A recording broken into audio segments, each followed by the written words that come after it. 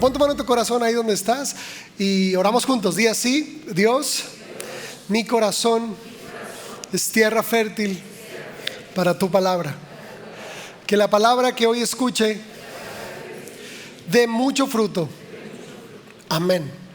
Muy bien, pues estamos iniciando con esta serie, familia. Hoy es la sesión número 3. Estamos obviamente estudiando acerca de Jesús, de por qué Jesús es el Mesías, de su carácter, cómo poder también seguir sus pisadas.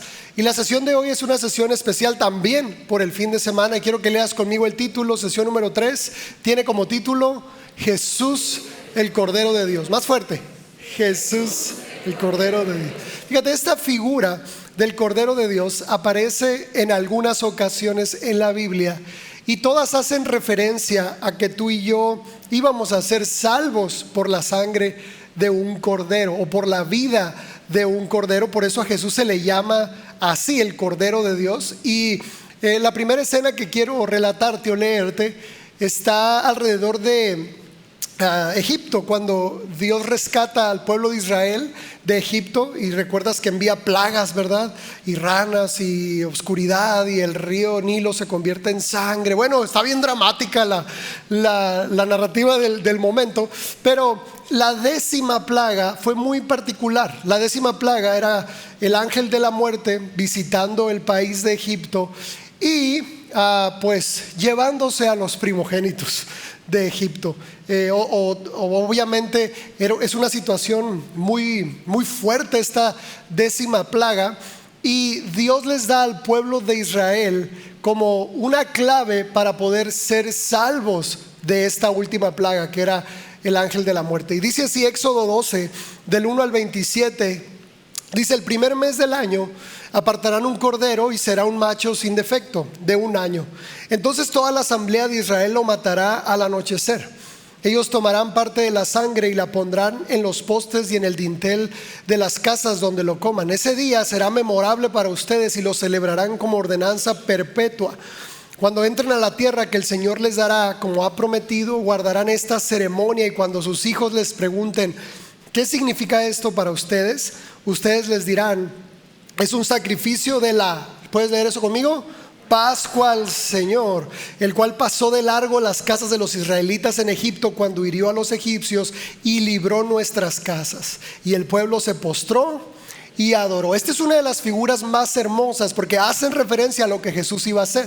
En esta escena, la sangre del cordero pintaba el dintel de la puerta de los israelitas, y entonces el ángel de la muerte pasaba de largo. En nuestra vida, ahora tu mente y tu corazón han sido pintadas con la sangre de Cristo, y la maldición, la condenación, todo el pecado pasa de largo, porque tú y yo hemos sido lavados con la sangre de Cristo. Ahora la escena, como te digo, parece un poco fuerte, que Dios enviara un ángel a matar a los primogénitos de Egipto.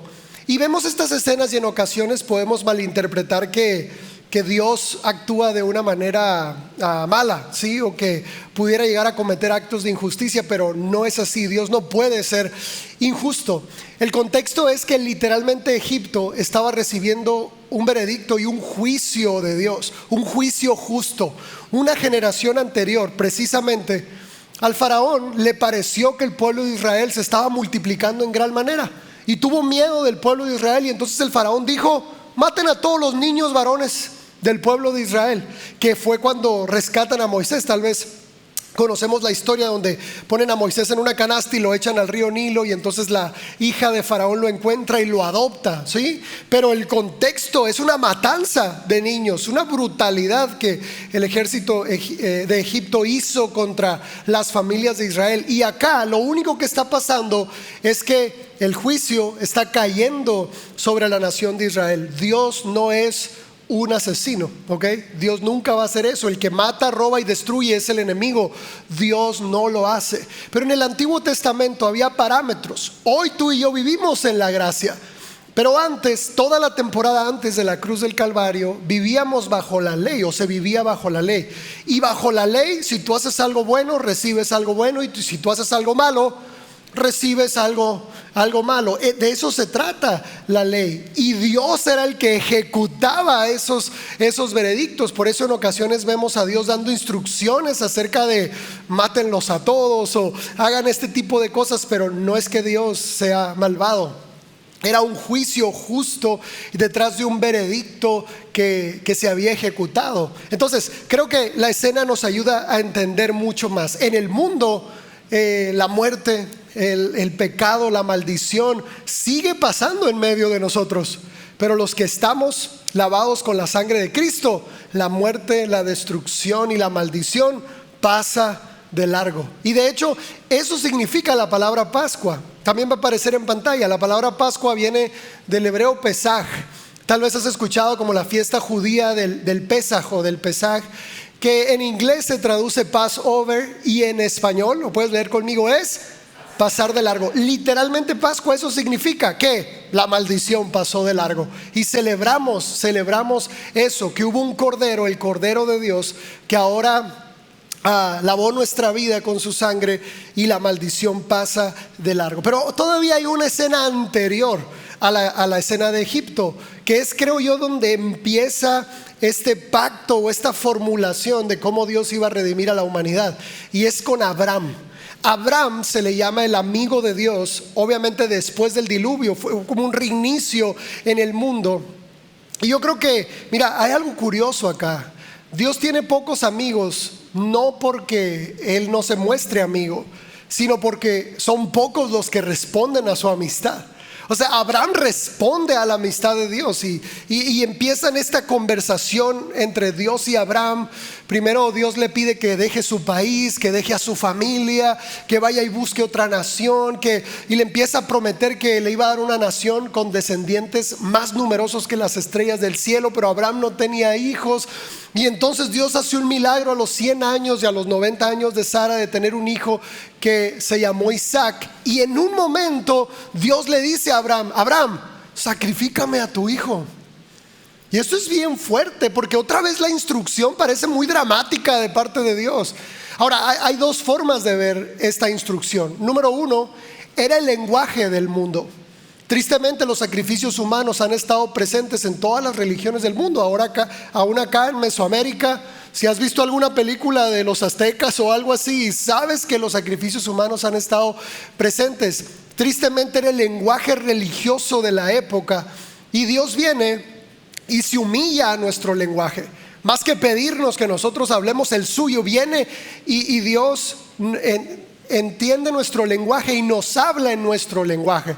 Y entonces le dice a Abraham: sacrifícame a tu hijo. Y lo impresionante de todo, familia, es que Abraham accede a eso, ¿sí? Accede a eso. Y te leo un pasaje acerca de este mismo momento. Génesis 22 del 7 al 8 dice: entonces habló Isaac a Abraham su padre y le dijo: he aquí el fuego y la leña, mas ¿dónde está el cordero para el holocausto? Inteligente Isaac, ¿no lo crees? Estaba observando el fuego, estaba observando la leña, pero no estaba viendo el sacrificio. Yo creo que era un niño muy inteligente. Y respondió Abraham: Dios se proveerá de cordero para el holocausto, hijo mío. Y quiero que leas esa última parte conmigo, ¿sí? El último renglón dice: e iban juntos. Vamos a guardar esa cápsula para el final de la historia, para el final de la prédica del día de hoy, porque quiero explicarte lo anterior. Aquí Abraham, si me pueden dejar este pedazo del texto, por favor. Aquí Abraham, aunque estaba declarando algo en fe de que Dios iba a proveer para salvar a Isaac. Fíjate, Abraham no sabía qué iba a pasar, pero él estaba profetizando en favor de su hijo, tengo esperanza de que Dios va a proveer un cordero para no sacrificarte a ti, Isaac. Pero al mismo tiempo pienso que Abraham estaba profetizando a futuro. O sea, Dios va a proveer un cordero para el mundo. ¿Te das cuenta? Mira, este es el segundo nombre que se le pone a Dios en la Biblia.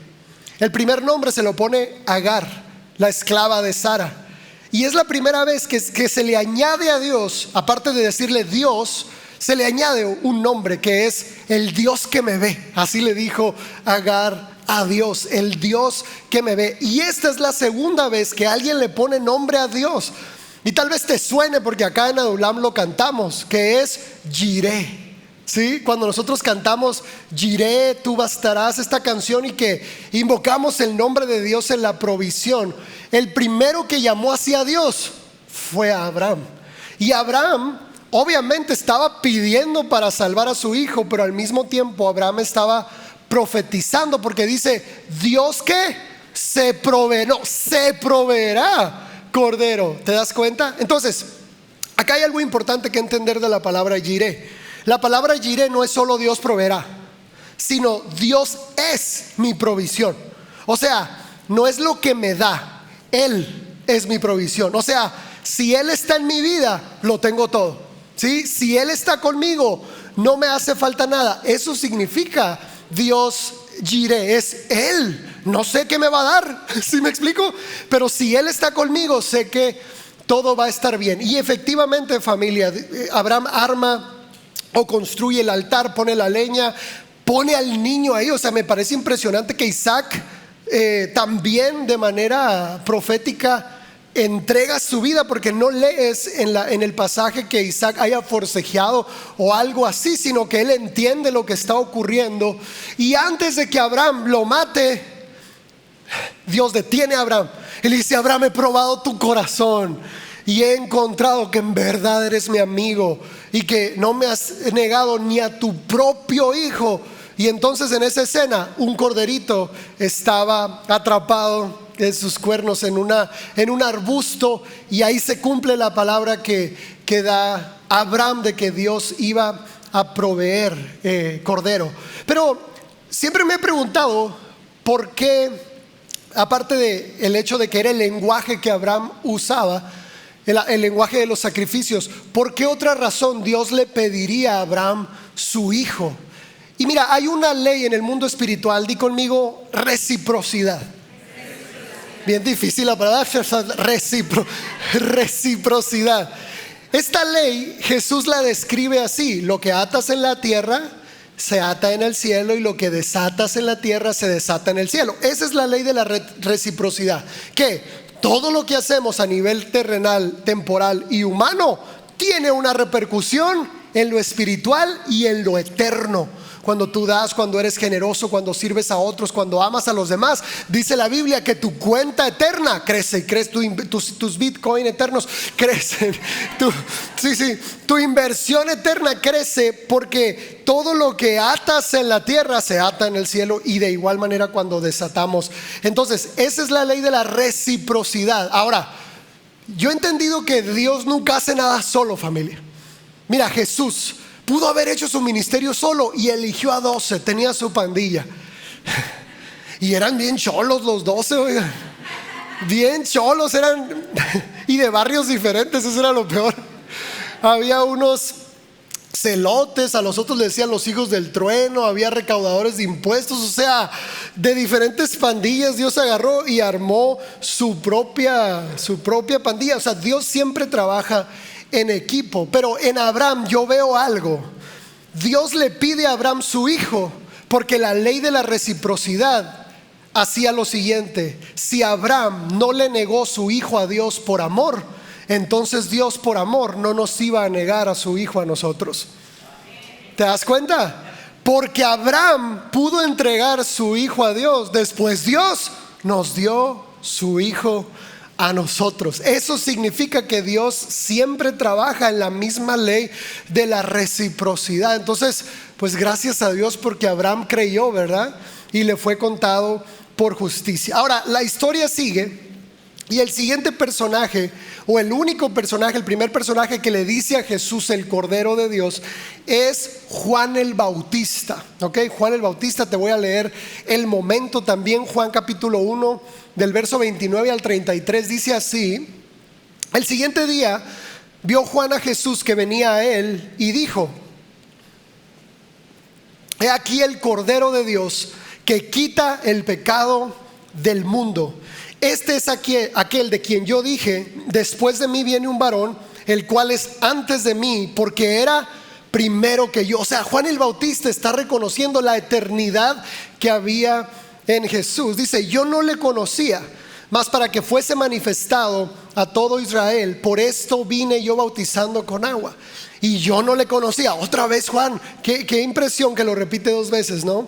Pero el que me envió a bautizar me dijo: sobre quien veas descender el Espíritu y permanece sobre él, ese es el que bautiza con Espíritu Santo. Mira, hay algunas cosas que resaltar del verso. Lo primero que me parece hermoso a mí es que Jesús, yo te lo decía la semana pasada, Jesús crece con la mentalidad de: yo sé quién es mi Padre.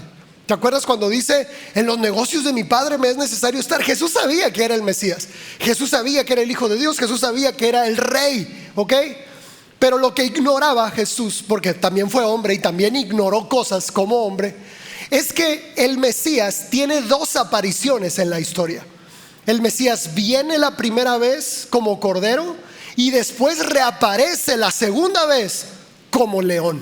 Por eso a Jesús se le dice el cordero y el león, ¿sí? Aparece la primera vez en un pesebre y reaparece la segunda vez en una nube, con ojos de fuego, con voz de trueno y rodeado de sus santos. En una primera vez viene a perdonar el pecado y en una segunda vez viene a restaurarlo todo y a poner a sus enemigos debajo de sus pies. El punto es que Jesús sabía que era el Mesías, pero alguien tenía que afirmarle que esa era su primera aparición y que su primera aparición era el Cordero de Dios. Mira, los profetas son, creo que, muy importantes en el reino de Dios. Y en este caso, Juan el Bautista desarrolla el papel profético más importante de la historia. Porque un profeta es aquel que te dice en público lo que Dios está trabajando contigo en privado. Esa es. Si viene un profeta y te inventa algo, pues no es profeta, ¿verdad? Es que te vi montar. No. Si Dios está trabajando algo contigo en privado, Dios está hablando contigo algo en privado, y si tú te estás resistiendo un poco, porque todos nos resistimos a veces a la voz de Dios, entonces Dios viene y afirma lo que está trabajando contigo en privado de manera pública. Por eso Juan el Bautista llega y le dice: he aquí el Cordero de Dios. Era algo que Dios ya estaba trabajando en Jesús. Jesús estaba entendiendo que esta primera aparición suya como el Mesías era para morir por todos nosotros, ¿sí? Era para dar su vida por todos nosotros. Entonces ahí Juan el Bautista, por eso dice: yo fui enviado para dar testimonio, para que Él se diera a conocer, para que Él fuera manifestado a Israel. Este es el Cordero de Dios que quita el pecado del mundo. Lo otro que me parece impresionante es que Juan dijera: no lo conozco. No sé si sabías, pero eran primos. Pero hay cada primo, ¿verdad? Bueno, eran primos. De hecho hay una escena hermosa donde la panza de Elizabeth y la panza embarazada, ¿no? Porque ya he cometido esa burrada. Ay, ¿cuándo vas a tener al bebé? No, pastor, no estoy embarazada. Es panza normal. Bueno, ya esa es otra historia. Las dos, ni al caso el chiste, ¿verdad? Las 2 panzas se unen. Y dice la Biblia que los bebés se conmueven dentro de los vientres de María y Elizabeth y reciben el Espíritu Santo. Imagínate qué tanta relación tenían Juan y Jesús. Se llevaban unos meses de distancia. Juan el Bautista era un poco mayor que Jesús, pero aquí Juan está afirmando: humanamente yo soy mayor que Él, pero eternamente Él viene desde antes, que Él es primero que yo, porque viene desde la eternidad. De hecho, después Juan dice: yo no soy digno ni siquiera de atar las sandalias de sus pies. Por eso considero que Juan el Bautista es el más grande profeta de todos, porque crecer con alguien y luego reconocerlo como el Salvador, qué difícil es eso, ¿verdad? Ahora, Juan el Bautista afirma que no le conocía, porque conocía a Jesús, la persona, el hombre, el humano, pero no conocía la divinidad que había en Jesús hasta ese momento, porque dice que la señal era que el Espíritu Santo iba a venir sobre Jesús e iba a permanecer en Jesús, que eso era la diferencia. En el Antiguo Testamento el Espíritu Santo venía y se iba, venía, hacía la obra y se iba, pero en Jesús vino y permaneció. Ahora, la tercera cosa que quiero resaltar aquí es: ¿para qué llegó el Cordero de Dios? porque dice, este es el Cordero de Dios. Y luego le dice, ¿para qué? ¿Qué era? Que quita el pecado del mundo. Entonces la pregunta es, ¿por qué necesitábamos a un Cordero? Porque el mundo estaba lleno de pecado y de maldición. Porque habíamos abierto una puerta en el jardín del Edén a través de la desobediencia de Adán y Eva que no podíamos cerrar. Porque si Jesús no hubiera intervenido en la historia, nos hubiéramos matado entre nosotros mismos y esta historia se hubiera terminado. Ahora, ¿por qué necesitábamos, o por qué Dios necesitaba a través del Cordero que era Cristo Jesús quitar el pecado del mundo? Por la siguiente pregunta. Porque para entender por qué quitar el pecado del mundo hay que entender qué estamos buscando. Y aquí viene la pregunta, va a aparecer en pantalla. Dice, ¿cuál es el requisito para entrar al reino de los cielos? Quiero que lo leas fuerte conmigo. ¿Cuál es? Estamos fregados. ¿Sí o no? O sea, tenemos miles de años queriendo volver a casa, a la casa de nuestro Padre Celestial. Y el requisito dice, para volver tienes que ser perfecto. Y ahí vamos para atrás. No, si pedir visa es cualquier cosa comparado con entrar al cielo, oigan. ¿Cómo puedo volver al reino de Dios? ¿Cómo puedo recuperar lo que perdí? ¿Cómo puedo recuperar a mi Padre Celestial? ¿Cómo puedo recuperar mi verdadera identidad? Tienes que ser perfecto. Y entonces nadie puede ser perfecto. Y entonces no podemos revertir la situación. Y entonces, en lugar de mejorar las cosas, lo empeoramos. Y lo empeoramos. Y lo empeoramos. Y la realidad, familia, es que venimos cargando con tanta culpa y condenación y maldición que no podemos con ella. La Biblia dice que cada uno de nosotros en nuestros registros tenemos un acta que se llama el acta de los decretos. Y ahí está enumerado todas las veces que hemos pecado contra Dios o contra alguna persona. Dice la Biblia que tú y yo estamos llenos de delitos y pecados. Un pecado es algo en contra de Dios y un delito es algo en contra de alguna persona. Cada vez que has mentido, está registrado ahí. Cada vez que has robado, está registrado ahí. Cada vez que has hecho trampa, está registrado ahí. Cada vez que has hablado mal de alguien, está registrado ahí. Eso es bien fuerte porque nos persigue. El acta de los decretos nos persigue. En algún momento estaba platicando de esto con alguien y me decía, pastor, sí entiendo eso que me estás diciendo. Pues lo veo, o sea, el mundo está lleno de eso, ¿sí? Está lleno de egoísmo y muerte y nos matamos entre nosotros y nos destruimos entre nosotros. Lo veo, dice. Pero me decía, ¿sabes cuál es el problema? Que no creo, y esto va a aparecer en pantalla, que no creo en una fe que te haga culpable. Él me lo decía con cierto dolor. Apenas él y yo estábamos teniendo conversaciones acerca de Dios. Era un amigo ateo que yo tenía. O sea, tenía porque ya no es ateo. Okay. Sí. Teníamos estas conversaciones y él me dijo esto: ¿sabes qué? Es que yo no creo en una fe que te haga culpable. Y en la conversación él siguió diciéndome y me dice, Gama, es que la religión sobrevive por la culpa que ustedes los pastores y la iglesia le genera a las personas. Y luego él me dijo, ¿sabes qué? Creo que la religión no es el negocio, la culpa es el negocio. Y le dije, te recomiendo un libro que se llama Dios no se vende. Le dije, tienes razón, le dije, tienes razón. La culpa es el verdadero negocio. La culpa es el verdadero sistema de control.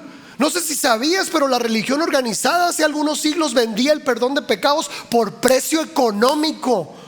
Si tú pecabas, ibas y pagabas, se le llamaba indulgencia.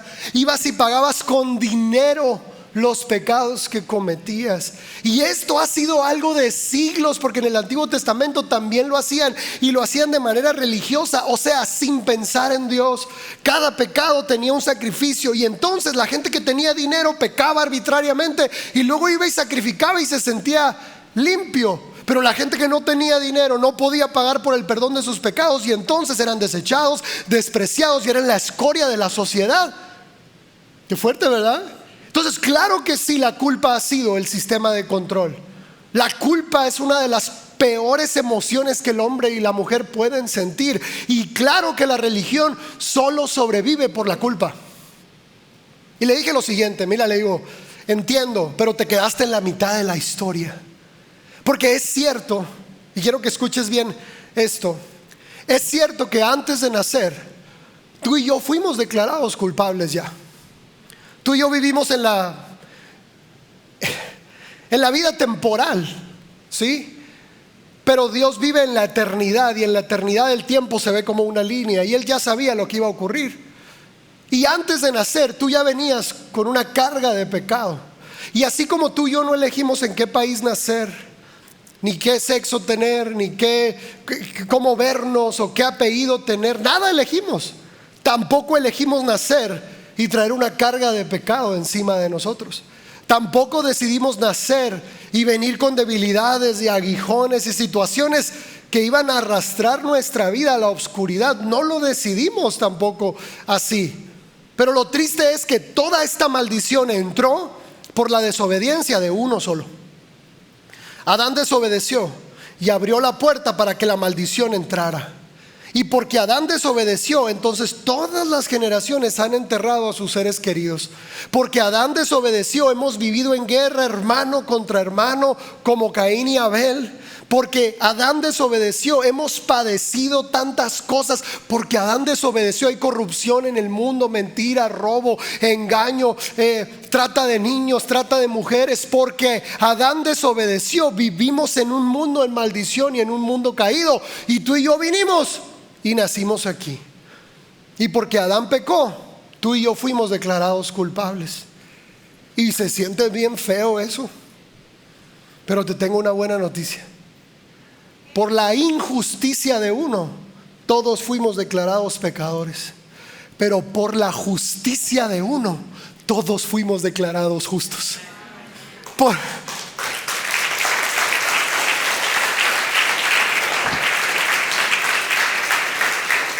Por la desobediencia de uno reinó la muerte. Con más razón, por la obediencia de uno reinará la vida por los siglos de los siglos. Por la desobediencia de uno hemos padecido egoísmo. Por la obediencia de uno podemos vivir una vida llena de amor y generosidad. Por la desobediencia de uno fuimos hechos maldición, pero por la obediencia de uno fuimos hechos bendición en Cristo Jesús. Y aquí es donde está la gracia del Cordero de Dios, que quita el pecado del mundo. Por uno solo todos fuimos declarados culpables, pero por uno solo todos fuimos declarados santos. Sí, fuimos declarados hijos. Y ahora, ¿cuál es la clave acá? Solo tienes que aceptarlo. A Adán no lo aceptaste, naciste con eso. ¿Sí me explico? Es como haber nacido en México y decir, pues a mí no me gustan las leyes mexicanas, no las voy a obedecer. No se puede, ¿verdad? Tristemente es algo que tal vez nosotros no planeamos. Pero te voy a decir algo para que no le tengas tanto coraje a Adán o a Eva, que si lo ves bien, Eva fue la tremenda ahí. Aunque no les guste, chicas, te digo algo para que no estés tan enojado con ellos. Si tú hubieras sido Eva, mujer, tú también lo hubieras hecho, porque lo has hecho en tu propia vida. Dios te ha dicho no hagas esto y lo has hecho de todas maneras. Dios te ha dicho no actúes así, y de todas maneras, arbitrariamente y voluntariamente le has fallado a Dios. Así que si tú hubieras sido Eva,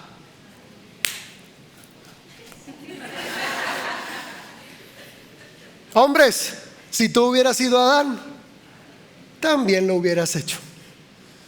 También lo hubiéramos, cada uno de nosotros hubiéramos fallado igual que ellos, porque lo hemos hecho en nuestra propia vida. Por eso tú y yo representamos a Adán en esa caída, pero después de la cruz del Calvario, en Cristo Jesús ya no hay más condenación.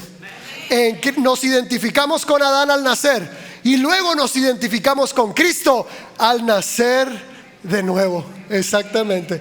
En pantalla van a aparecer, familia, los tres actos que Cristo hizo en la cruz, que es redención, remisión y propiciación. Por eso el acto de la crucifixión fue tan relevante y tan contundente, porque Jesús murió por nosotros primero como pago para redención. Nosotros le pertenecíamos a la maldición y al pecado, y entonces vino Jesús y con su propia vida pagó nuestro rescate. ¿Estás acá? Segundo dice, murió en lugar de nosotros para remisión. O sea, la cruz era para ti y para mí. La maldición era para nosotros, y remisión es quitar de para poner en. Dios quitó la justicia de Jesús y la puso en ti, y luego quitó el pecado de ti y lo puso en Jesús. Eso es hermoso. Y por último dice, Jesús muere a favor de nosotros como propiciación. Mira, en un solo acto Jesús nos compró, o sea, compró nuestra vida. En un solo acto Jesús nos dio su justicia, y en ese mismo acto no solo nos dio su justicia, sino que nos hizo nuevas criaturas. Nos dio una nueva naturaleza. O sea, en el acto del Calvario quitó lo que estorbaba, limpió lo que estaba sucio y nos regresó a nuestro diseño original. Por eso Él pudo decir, consumado es. Por eso Él pudo decir, consumado es. Mira, Jesús, cuando estuvo en la cruz del Calvario, Él no fue tratado como un hombre pecador, porque no era un hombre pecador. Él fue tratado como el pecado mismo. Cuando Jesús estuvo en la cruz del Calvario, Él no fue tratado como alguien que había hecho algo malo o había cometido un delito. A Jesús se le trató como si Él fuera la maldición misma. ¿Estás acá? Por eso el sacrificio de Jesús fue tan cruel, porque Jesús fue tratado como si Él hubiera sido el pecado mismo, como si Él hubiera sido la maldición. Por eso la Biblia dice que Él fue hecho maldición y que Él fue hecho pecado. No solo todo el pecado de la humanidad fue a caer al cuerpo de Jesús, sino que Él fue hecho pecado para remisión, para hacer un intercambio que es impresionante lo que Cristo hizo en un solo acto. Ahora, quiero ir concluyendo en esto. Si de alguna manera pude transmitirte lo hermoso que fue el sacrificio de Jesús, lo relevante que fue para nosotros, para nuestra vida presente y eterna, quiero afirmarte algo. La única razón por la que Dios nos bendice es por lo que Cristo hizo en la cruz. No hay nada humanamente posible que pueda hacer que Dios te ame más o te ame menos, o que Dios te bendiga más o que te bendiga menos. Esto, familia, no es un juego de puntos donde a ver quién acumula más para tener vida eterna. No, estamos acá única y exclusivamente por lo que Cristo hizo. Pero tristemente los cristianos vivimos como en esta ideología económica capitalista, ¿no? ¿Qué puedo hacer para que Dios me dé más? Sí, y cuando no llenamos la expectativa que tú solo te creaste, porque Dios no te la puso, tú solo te pusiste esa expectativa, lo primero que haces es alejarte de Él. No me siento amado, no soy digno, ya no soy digno de ser llamado tu hijo. Empezamos con este discurso porque estás confiando en tus fuerzas. Mira, la Biblia dice que todo lo podemos en Cristo, no lejos de Él. Dice que en Cristo, los que están en Cristo ya no tienen condenación. O sea, mira, todas nuestras buenas obras comparadas con lo que Cristo hizo son como trapos sucios. Pero nos encanta jactarnos, ¿verdad? Llevo 40 años en la iglesia, no alcanza. Yo me bauticé en los 3 nombres, no alcanza. Yo me bauticé en el nombre de Jesucristo, no alcanza. No alcanza. Yo usaba falda, no alcanza. Yo usaba saco y corbata, no alcanza. Yo leía la Biblia una vez al año durante toda mi vida, no alcanza. Yo fui pastor por tantos años, no alcanza. Nada de lo que podamos hacer humanamente hablando alcanza. Lo único que podemos hacer es vivir en la carne. Fíjate, vivir en la carne no. Aguanten, lo voy a explicar. Es que así dice la Biblia.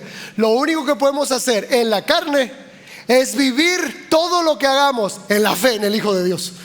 ¿Te das cuenta? O sea, no venimos a servir para que Dios me dé más, es porque Dios ya me dio todo. ¿Sí? No venimos a cantar, a ser parte de una iglesia, a ser parte de una coordinación, a aportar económicamente para que Dios me dé más. No, es porque Él ya me dio todo. Esa es la relevancia de la cruz. Cuando decimos Dios jiré, es que Jesús es el único que es suficiente. Mientras vivas según tus fuerzas, siempre te vas a sentir pequeño, insuficiente, que no alcanzas, que no llegas, te vas a sentir agotado, no te vas a sentir amado por Dios, y siempre va a haber en ti este pesar de no logro agradarlo por completo. Es que solos no podemos, familia. Todo lo que, si vas a hacer algo por Dios, que sea por gratitud. La única, y te lo voy a volver a reiterar, la única razón por la que Dios nos bendice es por lo que Cristo hizo en la cruz. Y te lo voy a poner en pantalla para que te quede todavía más claro. Entonces, cualquier intento de agradar a Dios a través de los esfuerzos personales y desviar la atención de la redención completa de Cristo es el peor tipo de maldad. Esto no significa que esté promoviendo otra cosa. ¿Sabes qué significa esto? Que dejes la culpa a un lado ya, porque no hay condenación para los que están en Cristo Jesús. Esta idea de hay un terremoto en una ciudad y Dios los está castigando. Dios ya no castiga. Después de la cruz del Calvario ya no hay maldición, ya no hay enfermedad. Dios ya no está enojado con el mundo. Dios hace mucho que, mira, Él nunca cambia. Él siempre quiso perdonarnos, pero como es justo, Él esperó a que el precio estuviera pagado en la cruz para entonces hacer lo que siempre quiso hacer, que es traernos a sí mismo otra vez. Mira, quiero volver a la idea principal, a la idea del principio, ¿ok? Estoy concluyendo. ¿Te acuerdas que te dije, repite esto conmigo y esta va a ser la cápsula para el final? ¿Qué era? Que Abraham e Isaac iban juntos, ¿sí? Esto, yo sé que la Biblia nunca pone nada de más. Y esta manera de ver la salvación, familia, la voy a defender hasta el último día de mi vida. Porque he visto que los cristianos hemos interpretado la salvación en tres maneras distintas.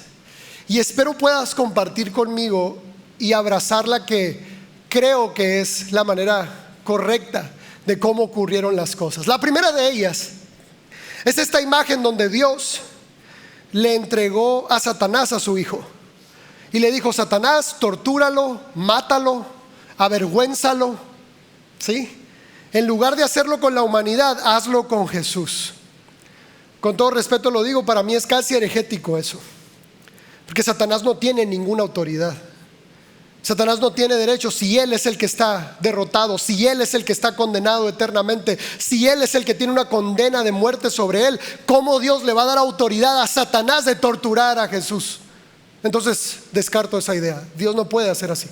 La otra forma de ver la salvación es que Dios estaba tan enojado con nosotros, tan airado, con tanto enojo e ira en contra de nosotros, que en lugar de castigarte a ti y a mí, castigó a su hijo y lo exhibió y lo humilló y permitió. Él mismo fue quien lo torturó, Él mismo fue quien lo enfermó. Y si te lo digo de todo corazón, yo no quisiera un papá así. Si a Jesús, que fue perfecto, ve cómo lo trató. Si a mí me agarra mal parado, imagínate. Ahora, ¿cuál es la forma en la que siempre voy a predicar? Y lo voy a defender, familia. En el Antiguo Testamento Dios era el juez. Y efectivamente Él nos vio y dijo: sí son culpables. Todos son culpables. Todos se descarriaron. Todos dejaron los buenos caminos. Todos desobedecieron. Así que todos merecen morir. Dios dijo eso porque Él era un juez justo. Y después de decir merecen morir, Él se despojó de su lugar como juez, bajó del estrado, nos quitó del lugar del acusado y Él mismo se hizo el acusado y dijo: yo voy a llevar el pecado de todos ellos. Mira, te lo explico así. Los que son papás acá, ¿quién iba a sufrir más? ¿O quién sufre más cuando un hijo está padeciendo? ¿El hijo o el papá o la mamá? Claro, hay una familia acá de casa que este jueves acaban de perder a uno de sus hijos de aproximadamente 20 años, que tenía casi un mes en coma. Gracias a Dios esta familia vino y todos aceptaron a Cristo hace como 2 meses. Y yo veo la gracia de Dios tan hermosa de que Dios los salvó justo a tiempo. pero su muchacho acaba de fallecer hace algunos días. ¿Y sabes qué me dijo su mamá? Me dijo, hubiera dado todo por yo ser la que se moría. Yo he visto cómo cuando un hijo está tendido en cama sufriendo por alguna enfermedad, he escuchado a los padres decir, daría todo por ser yo el que estuviera ahí. Y entonces, ¿en qué momento hemos concebido a Dios torturando a su único hijo? ¿En qué momento pudimos concebir a Dios que Él fue el que clavó a Jesús en la cruz? No, familia, Abraham e Isaac iban juntos. Yo te aseguro que si ese viejo hubiera matado a Isaac, él se hubiera muerto en vida en ese mismo momento. Y no lo quiero inventar, no lo estoy inventando, te lo voy a leer. Porque hay gente que ha dicho, ¿y dónde estaba Dios cuando a Jesús le hicieron eso? ¿Dónde estaba Dios cuando torturaron a nuestro maestro, a nuestro Señor? Te lo voy a leer. 2 Corintios 5 del 18 al 19 dice, y todo esto proviene de Dios, quien nos reconcilió consigo mismo por Cristo y nos dio el ministerio de la reconciliación. Y aquí viene, ¿dónde estaba Dios? Que Dios estaba en Cristo, reconciliando consigo al mundo, no tomándoles en cuenta a los hombres sus pecados, y nos encargó a nosotros la palabra de la reconciliación. ¿De dónde estaba Dios? Dios estaba en Cristo. Mira, hay una escena, y disculpa que te haga spoiler, la banda puede pasar por favor, te voy a hacer spoiler. Hay un libro que se llama La Cabaña, que después lo hicieron película, está en Netflix ahorita, esa sí te dejo que la veas. Mackenzie, el actor principal, el protagonista, tiene una herida paterna muy profunda porque tuvo un muy mal papá, pésimo papá tuvo él. Entonces, cuando Mackenzie vive esta visión profética con Dios y se encuentra con Dios, le dice, tú eres el peor padre de todos también, porque tú abandonaste a tu hijo en la cruz, igual que todos los padres abandonan. Tú le diste la espalda a Jesús cuando estaba ahí, cuando más te necesitaba. Eres el mismo papá que todos. Así le reclama Mackenzie a Dios. Y Dios le dice, no, mi hijo, le dice, no has entendido nada. Y entonces se remanga la ropa, así Dios, y los mismos hoyos que tiene Jesús en las manos los tenía él. Porque cuando Cristo Jesús murió por nosotros en la cruz, era nuestro mismo Padre Celestial redimiéndonos a nosotros a través del Cordero de Dios que quita el pecado del mundo. Así que ya no hay condenación sobre tu vida, ya no hay maldición sobre tu vida. Fuiste reconciliado, Dios ya no está enojado contigo, Dios está a tu favor. Dios siempre trabaja para tu bien y Dios te ama hoy y te amará eternamente, eternamente. Damos un fuerte aplauso a Cristo Jesús.